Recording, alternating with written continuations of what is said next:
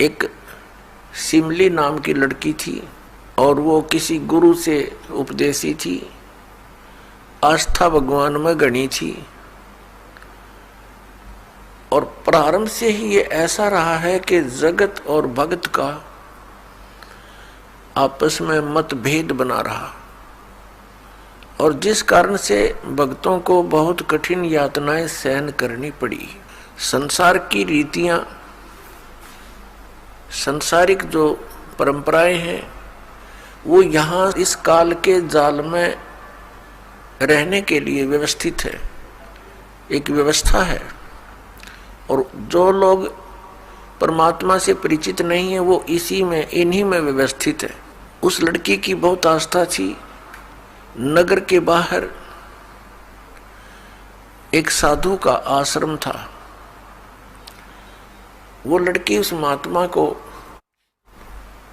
आहार करा के आती थी, उनकी सेवा भी करती थी और शाम के समय अपने घर आ जाती थी।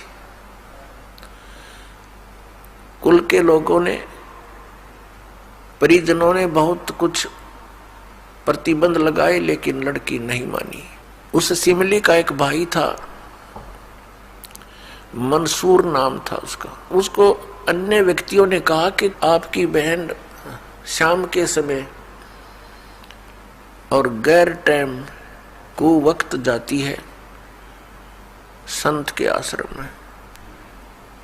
देख ले भाई, इज्जत का सवाल है और पूरे नगर में चर्चा चलती है अपनी बहन को बनाकर। अब मंसूर ने सोचा भी पहले ये देख तो लूं, वास्तव में वहां उस आश्रम में ऐसा क्या है।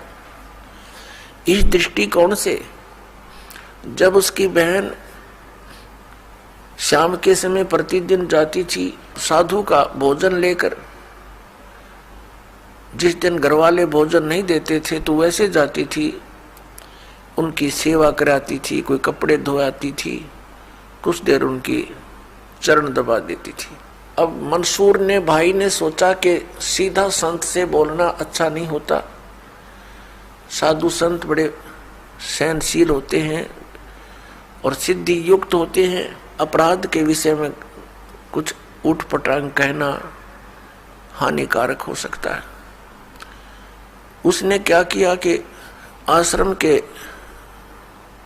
बाहर खड़ा हो गया और जैसी भी कच्ची पक्की कोई द्वार थी उसके अंदर कोई सुराख था।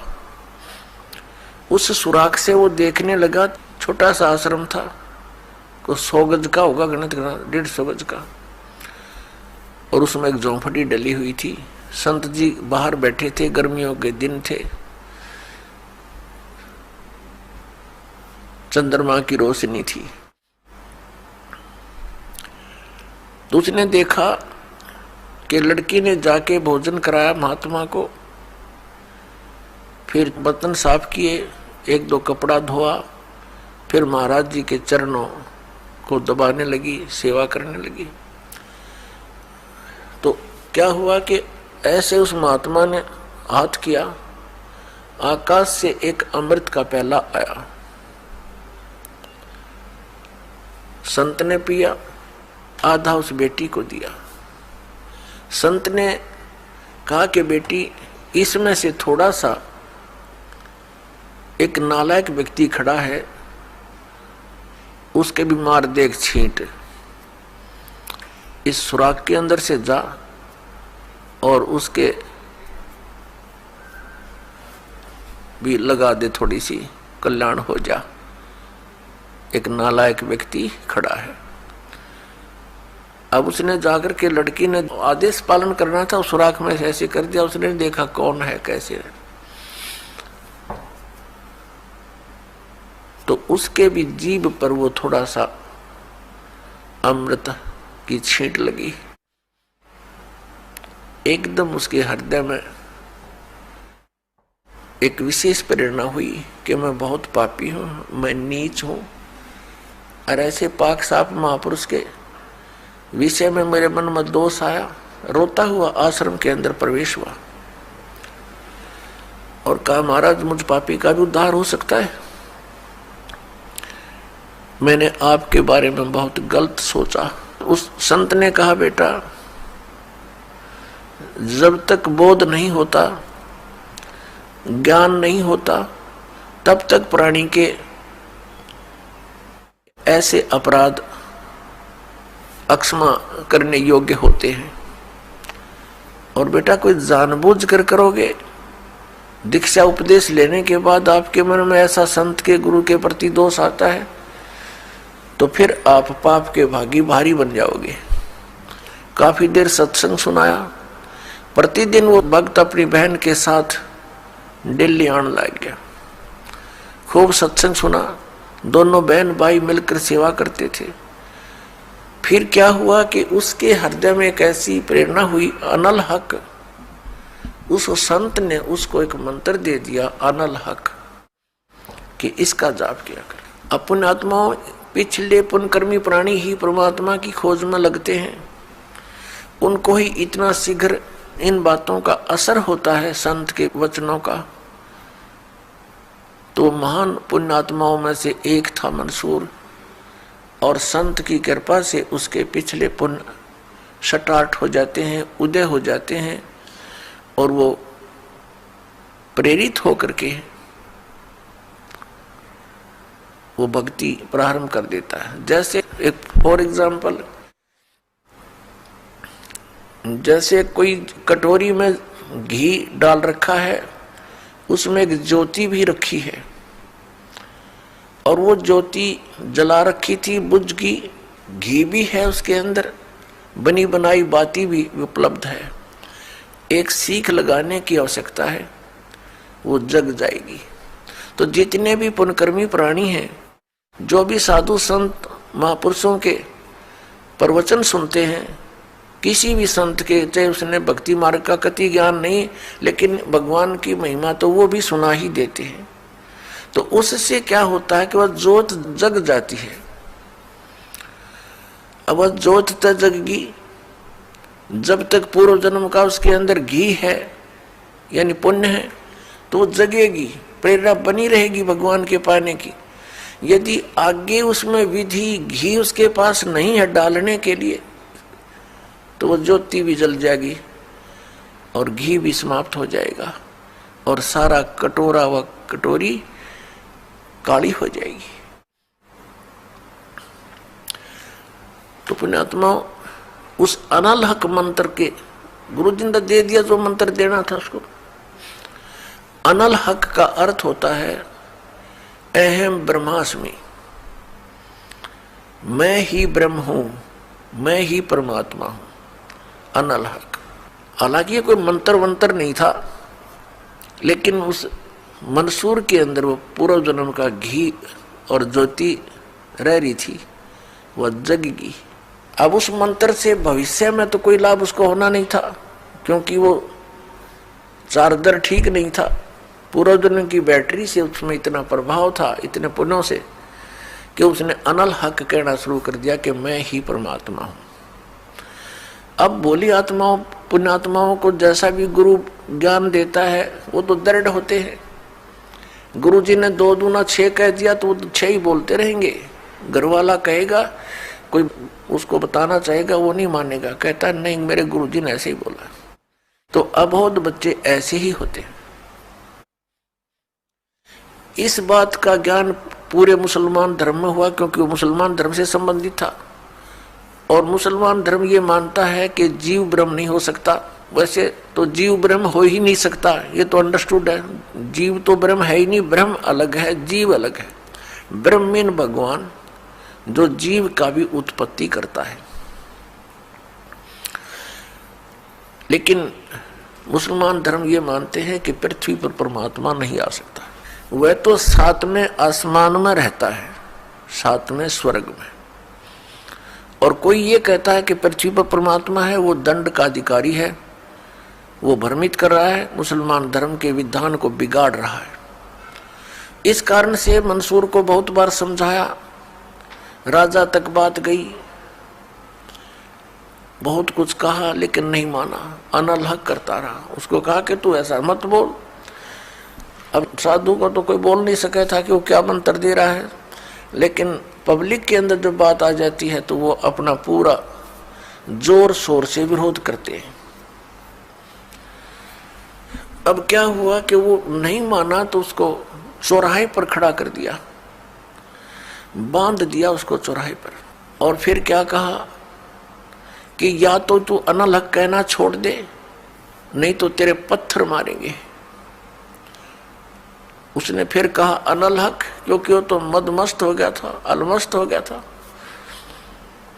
ऐसी स्थिति पूर्वजनों के पुण्यों से होती है, और भविष्य की भक्ति नहीं होती है तो वो नष्ट हो जाता है उस जीवन ऐसी पुण्य आत्मा का। तो उसको सजा दी गई कि पूरे नगर के व्यक्ति इसको पत्थर मार मार के इसका वध करेंगे, ऐसी सजा दें ताकि और भी कोई ऐसी हिम्मत ना करे। तो सभी लाइन में आ रहे थे और पत्थर मार रहे थे, तू पापी है, पत्थर मार रहे थे, निकल जाते थे। अब उसकी बहन सिमली का भी नंबर आ गया। जब और पत्थर लगा रहे थे वो हंस रहा था, अनल हक हंस रहा था। और जब उसकी बहन सिमली का नंबर आया वो भी लाइन में खड़ी थी, तो बहन ने सोचा पत्थर तो मैं नहीं मारूंगी, लेकिन लोक लाज में आके उसने फूल उठा लिया कि मैं फूल मार आऊंगी उसके, यहाँ ये लोग भी ना मेरा विरोध करेंगे और भाई का चोट भी ना लगेगी। उसने फूल मारा, फूल मारते ही वो रोने लग गया, बहुत बुरी तरह रोने लगा। तब सिमली ने कहा कि भाई लोग तेरे पत्थर मार रहे थे, उनके पत्थरों से नहीं रो रहा था, और तू मेरे फूलते रोने लग गया। अरे ये कोई चोट थोड़ी लगी तुझे? उसने कहा सिमली ये तो अनजान थे, इनका मुझे दुख नहीं था, तू तो परिचित थी मैं किसके ऊपर फिदा हो रहा हूं, और तेरा हाथ कैसे हो गया नालायक मेरी तरफ? तूने भगवान की तरफ हाथ कर दिया, मैं भगवान के लिए डिवोटेड हूं, और तूने क्या समझा फिर ज्ञान को? न्यू रो रहा हूं, तेरा जीवन बर्बाद हो गया, तूने ज्ञान समझा नहीं बहन, तेरे फूल का मुझे इसलिए दर्द हुआ, तू तो परिचित थी इस बात में। उसके बाद नहीं मरा वो पत्थरों से, कहने लगे या तो कहना छोड़ दे अनल हक, नहीं तेरा हाथ काटेंगे। उसने कहा अनल हक, हाथ काट दिया। फिर कहा दूसरा हाथ काटेंगे या बंद कर दे, अनल हक। तेरी गर्दन काटेंगे, बंद कर दे, अनल हक, काट दिया। अब उसको गाड़ा नहीं, मुसलमान धर्म में नीचे दफनाते हैं जमीन में, उसको सवा कर दिया काफिर समझकर कि काफिर जलाए जाते हैं, उनकी सोच है। और उस राख को जल में फेंक दिया कि इसका नामो निशान मिट जाए दरिया में। कहते हैं वो राख भी, ऐस भी, वो बबूत भी अनल हक अनल हक अनल हक करती जा रही है, और 1000 मंसूर बनकर गलियों में घूम रहे हैं। सबने दरवाजे बंद कर लिए, टट्टी पेशाब निकल गया, लोगों का घबरा गया, ये क्या हो गया, भगवान का भगत था, ऐसा हो कर दिया इसके साथ। तो पुण्यात्माओं, अब ये ज्ञान है, तत्व ज्ञान है, इसको बहुत गहराई से समझना है, इससे कई कंसेप्ट क्लियर होंगे। अब प्रसंग तो चला है कि जिस परमात्मा के पाने के लिए और जिस लोक में जाने के लिए महापुरुषों ने ऐसी कुर्बानियां दी, तो कैसा है वो भगवान, कैसा होगा वो देश, ये अंडरस्टूड है। दूसरी बात ये है इसके अंदर कि कोई ये सोचे कि अनल हक मंत्र से उसमें या शक्ति आ गई थी, नहीं। उस अनल हक मंत्र के जाप करने वाला पूरा गांव था, नगर था, आसपास के और भी बहुत लोग थे जो वैसे उपदेशी थे, आसपास के बहुत से उनके शिष्य थे, लेकिन वो गुप्त रखते थे, सामने किसी को बताते नहीं थे, लोक लाज के कारण। तो कहने का भाव ये है कि उस एक मंसूर के अंदर ये क्यों काम कर गया और सिमली में नहीं किया उसने। ये पिछले ही पुण्य से होते हैं पूर्ण हंस मुराद, ये पूर्व जन्म के संस्कार थे। उस मंत्र का इसमें कोई योगदान नहीं था। अब प्रसंग जो चल रहा है उसी पर हम थोड़ा सा डिस्कस करते हैं।